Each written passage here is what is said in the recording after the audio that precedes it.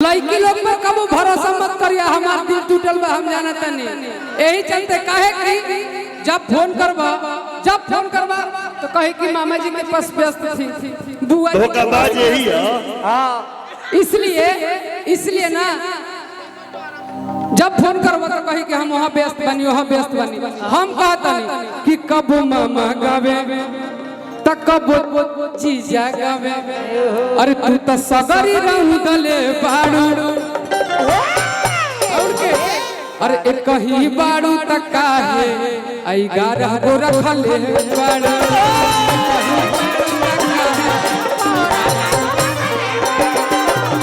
कहीं बाड़ू तक काहे गारह को रखले बाड़ू।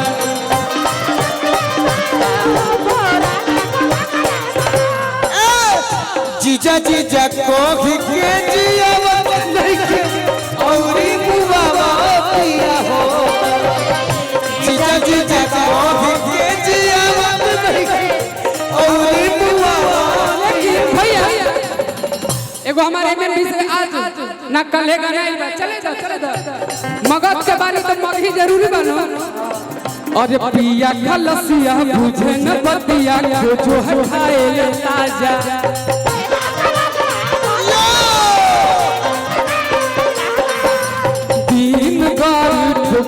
गाड़ी कहे सवारी आजा,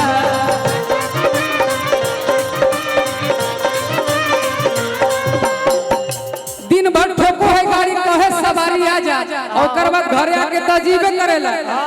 अरे की राती में बाती बूता के रोजे कोरा में धारो है, की राती में बाती बूता के रोजे कोरा में धारो है। तो जब जब मरद करो है कमरिया दर्द करो,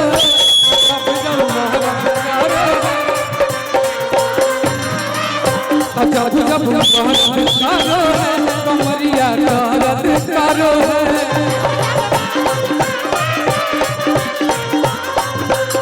लेकिन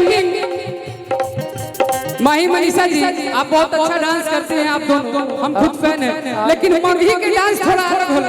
कैसे ना वही एकदम झुमका टाइप के, पिया खलसिया बुझे न बतिया जो है खाए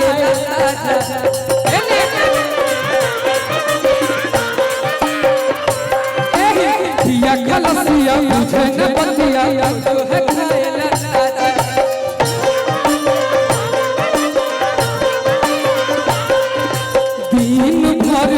को है गाड़ी कहे सवारी आया,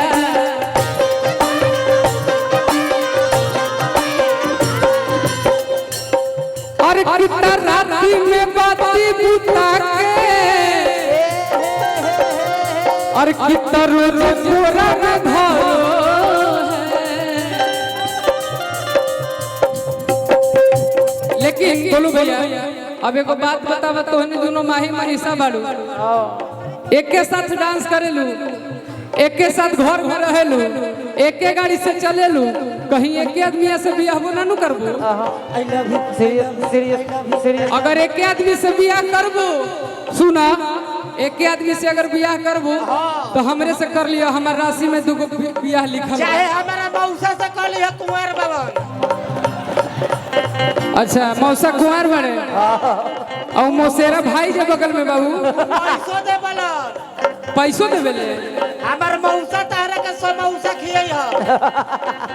अरे राती में बाती बुता के रोजे कोरा में धारो,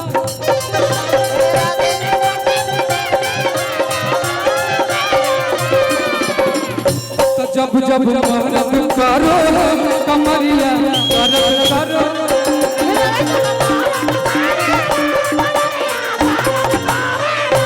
जब जब मरद करो कमरिया दर्द करो।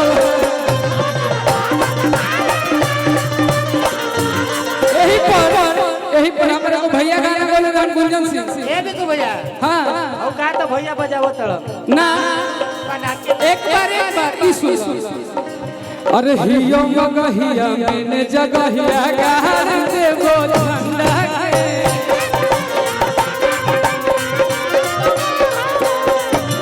हिलो मबहिया में जगहिया कार से वो झंडा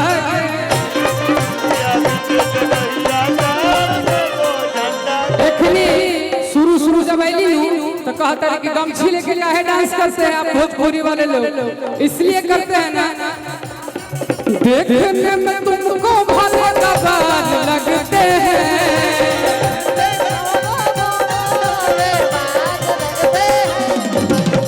एकरा में जे भी मगध के हमार भाई होई हमनी के शान में गमछी एक बार उड़ा देला के बाद अब तोहरा का पता है गमछी से हम तोहरा राजा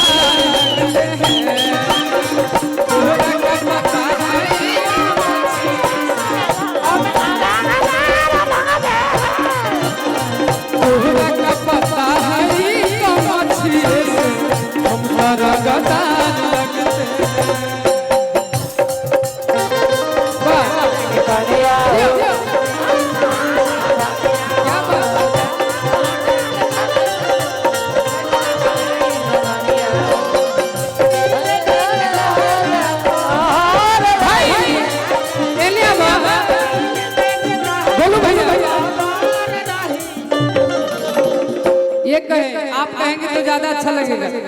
अरे कि दिल में जो तहरा कि सवार रही राजा जी अरे तरपत तो रही राजा जी कातरी कमरिया जिनके भार रही राजा जी कातरी कमरिया जिनके भार रही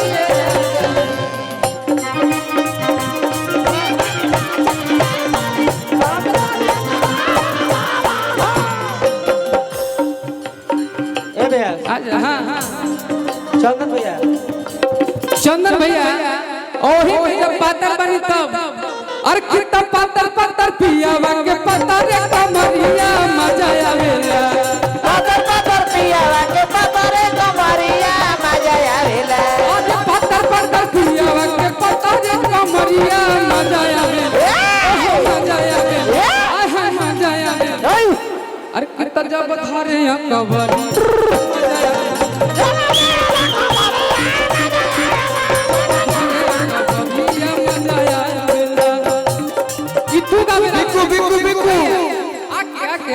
ये दोनों जो है ना बारूद है यार। भोजपुरी जगत में इन दोनों बहनों का नाम ऐसे ही नहीं है। इधर इधर कोरस उठावा भोजपुरी का कोई भी कलाकार हो इतने प्यार से लोग काम करते हैं यार। ताली बजाना चाहिए यार इन लोग के लिए जोरदार जोर से जोर से जोर से जोर से पता पता पिया मा के पता रे कमरिया मजा आवेला अरे पातर पातर पियावा के पतर कमरिया मजा आवेला ये मुझसे छोटा है लेकिन लंबा हो गया यार, इसलिए मैं छोटा बन गया। कोरस उठावा भाई भैया आप लोग परफेक्ट हैं और you are the best in Bhojpuri. Hello कि पतर पतर पियावा के पतर कमरिया मजा आवेला अरे पातर पातर पियावा के पतर कमरिया मजा आवेला तुम माही के धर हम मनीषा के धरता अरे हम तो कहते नहीं दोनों हम बाबू छोड़ दो। हमनी के उत्तर दिशा के अच्छा ये माही सॉरी सॉरी सॉरी सॉरी आज तक नहीं समझ पाया यार। मैं तुम्हें नहीं पकड़ा तुम मुझे पकड़ो। अरे जब धरे ली कमरिया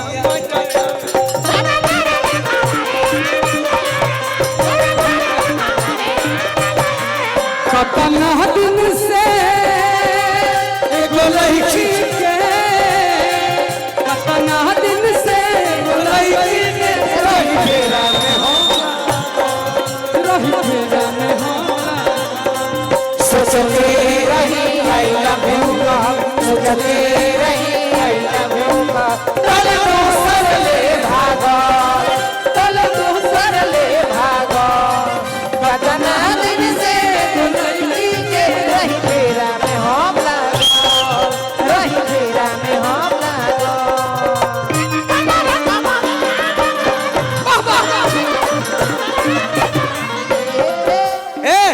बिकुआ सतपाल भैया हेलो एगो हमारा गाना बे वाला बा चले था ये भोजपुरी फिल्म प्रोड्यूसर है